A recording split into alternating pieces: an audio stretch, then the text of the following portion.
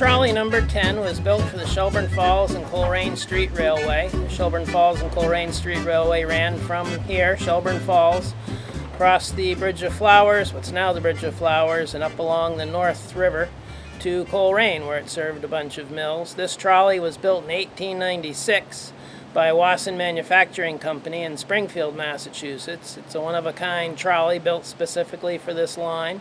It's a little narrower and shorter than most trolleys. It's called a combine. You can see that there's a freight compartment here and then a passenger section further back. So the combine was short for a combination car, a combination of freight and passenger.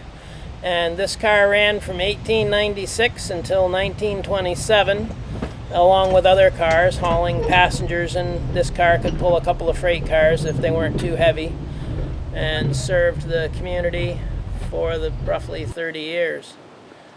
It took kids to school, it carried produce from the farms to markets, it took farmers in to see the banker to get an extension on the loan, it took people in to see the doctor, it took people in to catch the train at Shelburne Falls Union Station so they could go into Greenfield or North Adams on the train to go shopping or to go to school for a week of school. So what does the trolley do nowadays?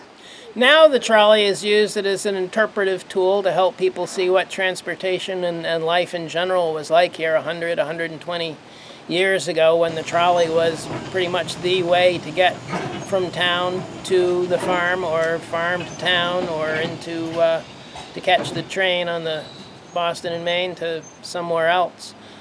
Kids would ride the trolley back then to go to school, and now they can come and see what it would be like to ride the trolley as part of a school field trip. And we give a little talk on every trip telling about pretty much what I've just told you about the history of number 10. So we use it as a sort of a hands-on, feet-on, interactive, interpretive tool for teaching history and railroad history. Wonderful. And how long has the museum been open for?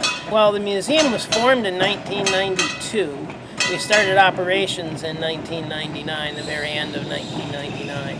So if we had been open this year, this would have been our 21st year of operation. But she keeps you busy. What kind of maintenance work do you get involved in over the weekends? Well, we obviously want to make sure that the brakes are working the way they're supposed to, and because finding new parts for the trolley is very hard to do. We like to make sure that our motors are in good shape and our bearings are properly lubricated, and try to keep the paint up to date. We keep her undercover in a steel car barn, but we want the paint to be good so that she's protected when she's out on a rainy day. Okay, so there's plenty going on here year round. Yep. Do you have any kind of hands-on experiential learning that young people could get involved in?